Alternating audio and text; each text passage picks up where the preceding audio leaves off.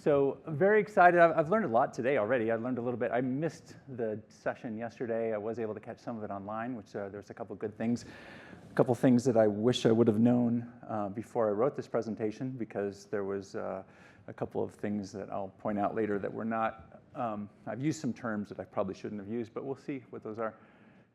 I wrote the abstract and title for this 2 years ago, like a lot of others, and I wasn't sure what I was going to talk about then, but I did figure out what I am going to talk about over the last 2 weeks. So hopefully this still goes okay. So I'm Sean. My last name is pronounced Jakes, which is not how it's spelled, but that's okay. So I've been living this working from home dream since 2010. I was in Austin, Texas. I was working for IBM at the time, and I was going into the office and had to stand up to get the lights to come back on. So I decided, why not just pick up and leave, and where else to go besides Colorado? I grew up in Montana. I didn't want to go back to Montana, but I wanted to go someplace that had a lot of the Montana kind of things and still close to a big city and all that kind of stuff. So that brought me to Boulder. So you can see a nice picture of me in my natural habitat there behind that chair. But I do all the outdoor things like most people, and I hardly sit around on the weekends. I'm kind of up in the morning and go until the end of the day, and that's what I love about being here. I back up to a trail, Coal Creek Trail in Lafayette. I don't know if you all are familiar with that trail. It's an awesome trail. It runs forever, and you run and bike and walk your dogs and everything. So a great place to be.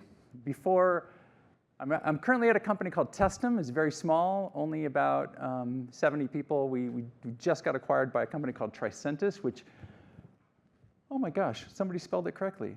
I had it wrong in my notes. I thought I misspelled the company, but there it is. It got fixed somehow. How about that? I used to work at a couple of other companies. GitHub is probably was the one right before this, and that's where I learned a lot about developers, and that's where I started to move over into the developer marketing side. All right, so 3 takeaways. I'm going to tell you what I'm going to tell you, then I'm going to tell it, and then I'm going to tell you what I just told you. That's how we do it in presentation land, right? So first of all, this is about paving that path to your customer's journey or to your product. So prospects have jobs to do. They are, whoever they are, whatever role they're in, if they're in engineering, if they're in marketing, if they're in whatever field they are, they have a day job. Their job is not selecting your software, it's not selecting your product, it's doing whatever they else to do, but hopefully your product, your software, your service can help them be a little bit better at their own job. So your goal as product marketers is to make their job easier, their job of finding your solution, their job of picking your solution, their job of evaluating alternatives to be easier. And the good thing is, there's lots of ways that you can impact that journey. You can impact that journey before they ever see you, while they're engaged with salespeople, all through that process. And so that's what we're going to talk about. So think like a customer. This sounds very cliched, and it is. Put yourself in the position of the customer and try to think of it from their perspective.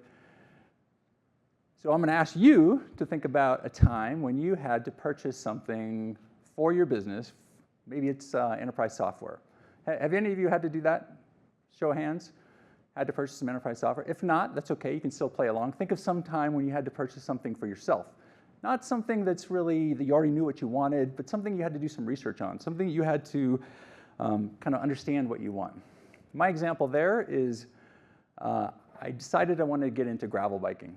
I've never ridden a road bike. I've never ridden a gravel bike, but I know I want to have a gravel bike. And I don't know what I need. I know that there's different gear configurations, different sizes, different all this stuff. So I have to do my research. My software example, though, is about 2 years ago when we're coming into the pandemic, my boss said it would be a great idea if we built this customer certification program. So when somebody comes to our website, if they don't know what we do, they can go and take a course, and they can learn about what we do. They can get certified, and hopefully they'll share it on social media, and that will raise our brand awareness, and somebody else will see that, and maybe they'll come check us out, and it'll be this kind of viral thing. We weren't quite sold on whether that was the best use of our time to create the social aspect, but we did think that we can dual purpose this and make it something that would enable our existing customers to have a better onboarding experience.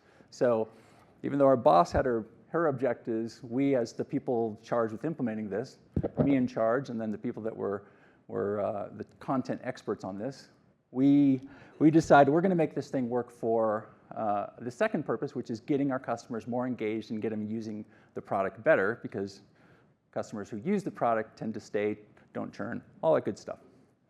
All right, so jobs to be done. That is the term I would have probably changed because I heard they had a little bit of negative reactions to that job. You can call it tasks, you can call it the ticky box that has to be ticked. But a lot of times the way we start this is I think I have a problem, but I don't know how to solve the problem.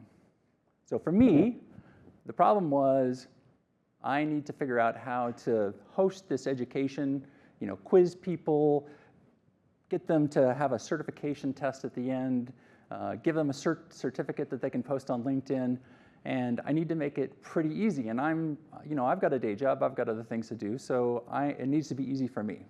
But I don't know how this works. I don't even know what to search for.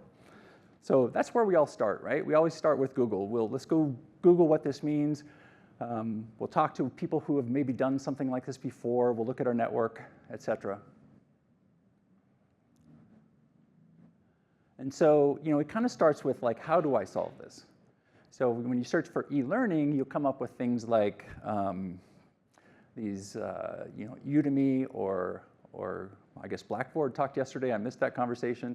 There was Coursera. There's all kinds of different things. And this is at the beginning of the pandemic when they were shutting down schools and things were going to remote learning, and everybody was like, oh, geez, how do I turn my classroom into this remote learning thing? I need to find a platform, just like Sean is trying to find a platform for his product. But I'm not trying to create a classroom education. I'm trying to create something different. So I don't really know what problem I'm trying to solve yet, or at least it doesn't seem like it's the same problem. It seems a little different. So, I do like other people do, is I try to figure out, well, who's solving this problem today? And so you can look at those things like Gartner. You can go to G2s or the Capteras, and they'll give you lists, they'll give you ratings, they give you some clues, not answers, but clues about what is important. What are people thinking about? What are the, what do people say are vendors that are in this space? It doesn't tell you that they're the right vendors necessarily. That's where you have to go to their website. And that's where you start learning about them a little bit more.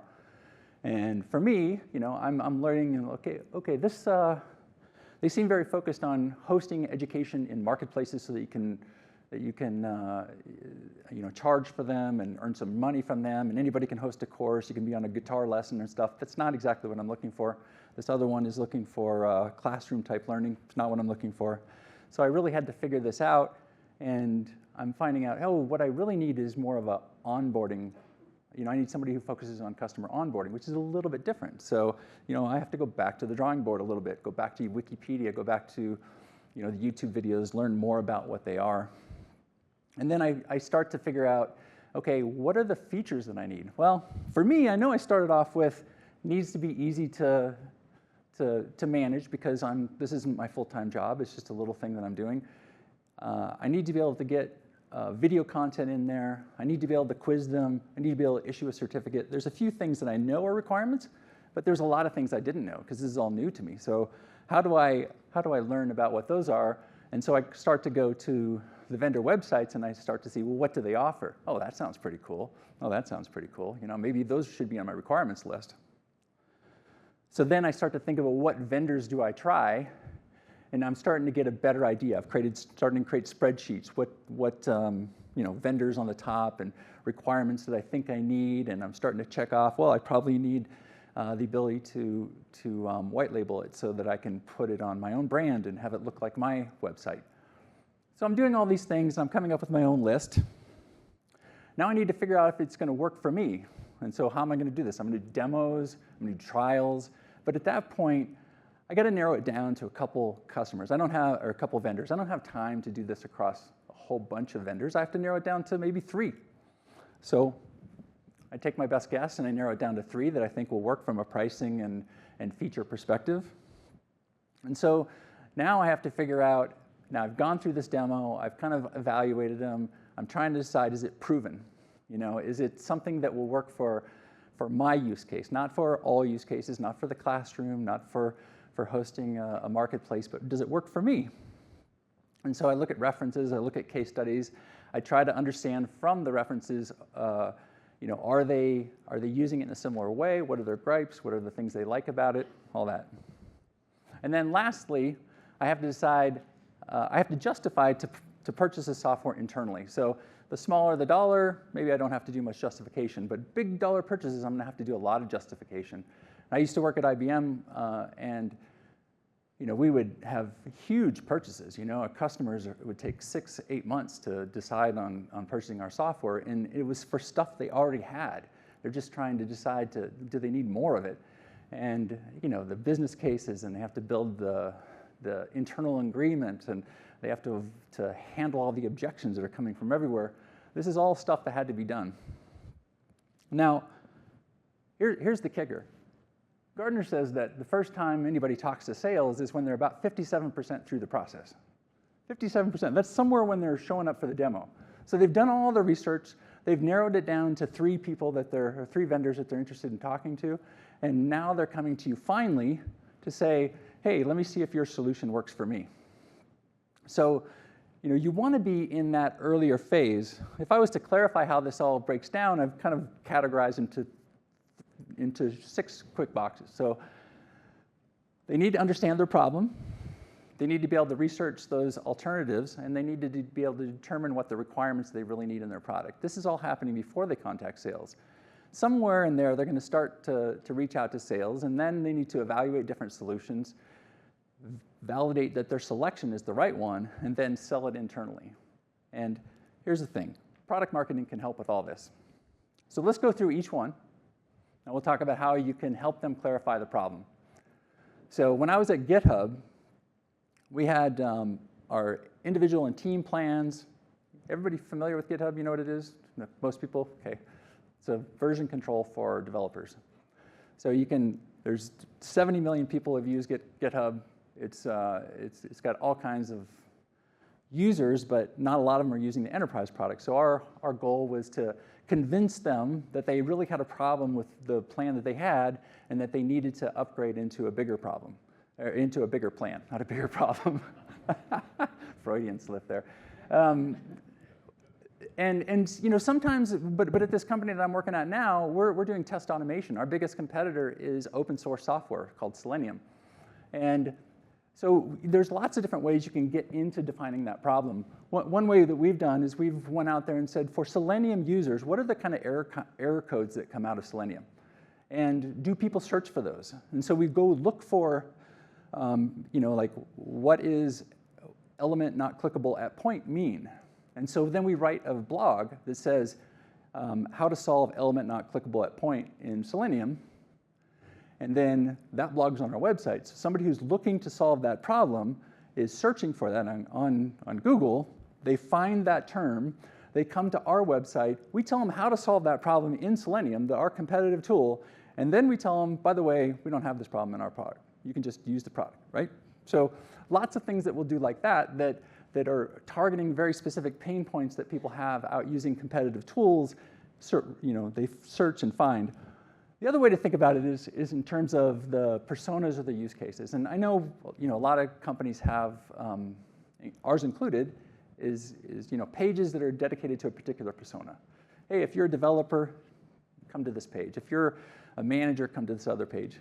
Stripe does it pretty well. They have different use cases that you might be considering. If you've been to Stripe's website, they have tons of products, lots of things. It's kind of confusing. So they try to break it down by use cases. There's lots of different ways you can do this, and lots of different form factors that you can use to help drive it.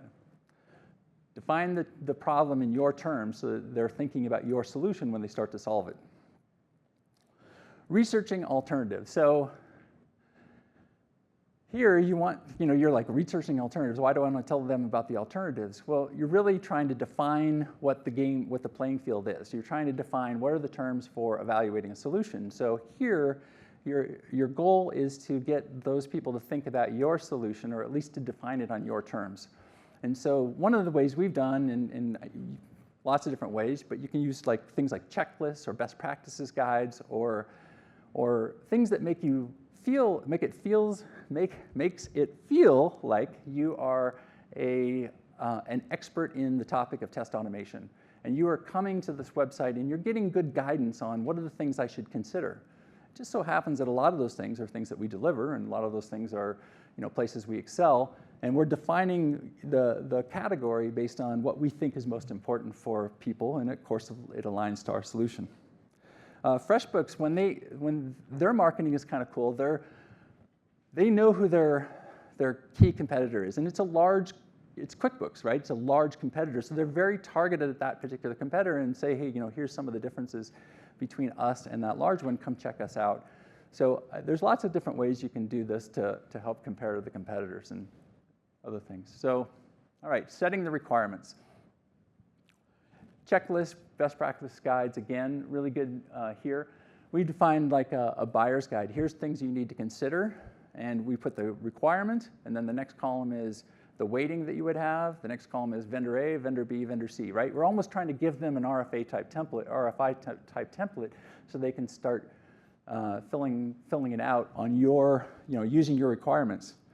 I don't know if you guys have experienced this, but at IBM, we often used to get called in as product managers or product marketers to say, hey, help us fill out this request for information that we just got on the 25th of March. They're trying to close a deal by the 31st of March. And you start to read through it and you see, oh, geez, that's something that our competitor has that we don't have. That's a list on that. It's a requirement. There's another one. There's another one. And you start to realize that this is something that they worked with the competitor. They come up with a list of things, and now they're coming to you just to tick the box that they talked to a competitor of the one they're going to really buy for. So it's just work without any benefit. What you want to do is be the person you want to be on that other side. You want to be the company that is setting the requirements. And so, helping to define what those are. And sometimes it can be as simple as price lists. Your price list has lots of different features listed. Somebody's going to look at that price list. They're going to see those different features and like, oh, that sounds pretty interesting. I should probably have that on my list as well. Next one, evaluating. One thing that we've discovered at Testum, small company, we have 3 different personas that we're trying to serve. We have an automation engineer who is in this stuff all the time. There is a developer who is developing their software, but they need a test automation tool to help automate their tests and test features, so they're in it some of the time. And then there's managers who are managing a team, or there might be a development engineer or a QA engineer, a QA manager, and they're more concerned about managing the team.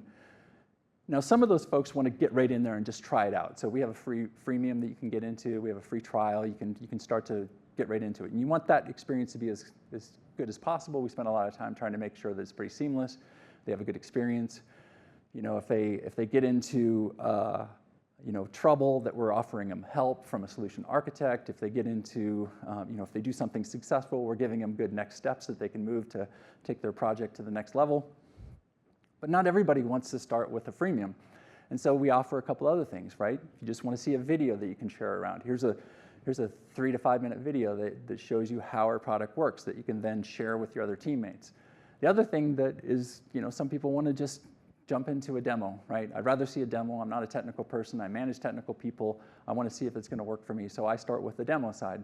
So just giving your different personas different options to engage with you will allow them to kind of get the information that they want to filter it down and get to the next level of that buying step. And then validating. So, everybody wants references. References often depend on a really good product, a good experience, all that kind of stuff. And, they're hard to get. So, we try to incent our team. At Testum, for instance, we try to incent the people to go out and get those references. It makes it part of their OKRs to pull that in. That's not always been the case at other places I've worked, and it's always hard to get people to speak about it. So even if you can get that story and tell it anonymously, this is a Fortune 500 telecommunications company, it's better than not having them. Third-party support is really good. We all want to be in the upper right-hand corner of Forrester or Gartner, but it's hard to get there. You might not have a big enough product revenue to be considered for those things. That was the case for us. Then they stopped the quadrant altogether, so there's nothing for us to do there. So we looked to next tier, or the next tier down, and try to find an analyst that will work with us and will highlight the things that we do well, and maybe not highlight the things that we do not so well. And then reviews. Reviews are also kind of like those references, but like the way that we've done reviews is we've tried to target those that we think are going to be positive reviewers. And so we now do quarterly NPS studies. And those NPS studies, if they get 8 or above, then we'll target them with, please review us on G2 or Capterra. We'll give you $25, $10, whatever that is. But trying to get the right people to review. We can't control what they say once they get there. Might have said they recommend us, and then they get out there and they say bad things. But it does help, build that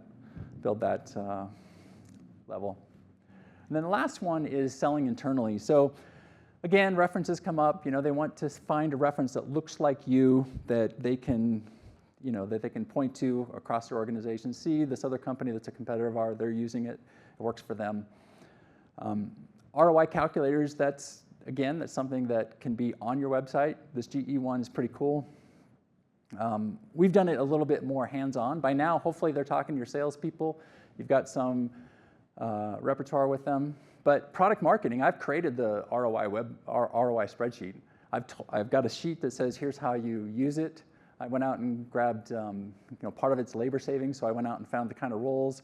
You can find job salary information. You can pre-populate a lot of this stuff, so it makes it just easier for them. And then I teach the sales team how to use that. And then I've gone and taken that thing and sometimes even said, hey, I'll sit down with the customer and I'll walk them through it and have them, tell me what their inputs are. And sometimes they don't want to tell me what their inputs are, but they want, me to kind of explain the different fields in the spreadsheet, and still, it still helps them move their process along. Other ways that you could do this is just highlighting the benefits of your software or your solution. Those percentage gains, those kind of like average customers, author tests, 95% faster than under the other the competing product. Even those things are helpful. Security is another thing when you're selling B2B, when you're selling from a SaaS especially. So know that up front, have that ready. A white paper on security can save you some of the time. They might still have to go through a security review, but having some of these assets ready for them, for the sales team to just hand over, it just shows that you have your act together and you're ready to address their key problems. So every one of these things that I've talked about are things that I've had a hand in as the sole product marketer for a small company. And they're not all, you can't build them all at one time, but you do one a month, right? You do a couple a month, and a lot of these things, and sometimes you can get help from your team to write some of these things. All right, so hopefully I told you what I was going to tell you. I told you, and now I'm telling you what I just told you. So prospects have jobs to do. Just like me, when I was trying to search for learning management software, I didn't know what I was searching for. I didn't know how to really narrow it down. And so, I had to do a lot of research. I had to find, companies that had done a good job on their website of explaining the problem that I thought I had, and then, had to proceed to the next step. Now, one thing that's important is not all these things are done in a sequential order. We often talk about a journey and expect that, they first come to a webinar and then they do this and then they do that. They leave and they come back and they go to different websites and they get all their information. It's boxes that they have to check off before they can complete the process, but they don't always happen in an order. And so, you need to give them access so that they can kind of find it on their own and find all the things that they need to do to complete the experience. You can make it easier. That's what we've really tried to do at Testum. It's not perfect. We have lots of things that we could do in the product to make that job, to make their flow through the product better. In fact, we're revisiting that now, 3 years since I've been here. But you guys can actually make a difference. And so the last thing I'll just say here before I'm done is with my wife's an executive coach, and so she coaches a lot of folks and CEOs and things. And one of the things she talks about is accountability. You have to, hold people accountable, and that's one of the things about coaching is they have the one-on-ones, and then at the end is like, go, okay, so how are you going to take action? We just work through this issue. What are the next steps? How do you move it forward? And so I ask you, as product marketers in the team, is to think about what we just talked about, what I just talked about mostly. I mean, you guys weren't talking, but is to think about like what is one thing that you can think about on Monday that you can take action on. So is that thinking about a blog or going out and looking at what your competitor solutions, what the gripes about those are, and then turning those into a blog that you can write about. So if somebody searched for terms that relate to your competitor and they find you, do you have a better solution? Is it about improving the flow through your product? Is it making something new available? Is it educating your sales team better about using certain tools that you already have? All these things are game, but it's up to you to take that action on Monday. So that's it.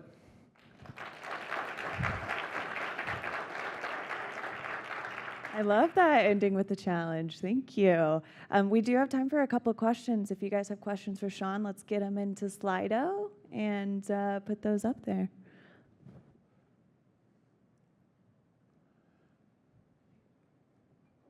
Questions on Slido? We got none. All right, any audience questions? Here we go. What gravel bike did you end up buying? Also, can you tell me more about a gravel bike, just generally? So a gravel bike is like a road bike, so it has the drop bar handlebars and a little wider tires, maybe a different gear set is what I'm learning. I haven't bought one yet, and that's the problem because there's supply chain shortages, and there's like 3 bikes in Boulder that I've found, and now, I can't find the one. So I'm just going to ride my dirt bike until I get some better options. God, COVID ruins everything. That's cool. I learned what a gravel bike is today. Yeah, it's pretty good. It's like a road bike, but you can ride it on gravel. So. Cool.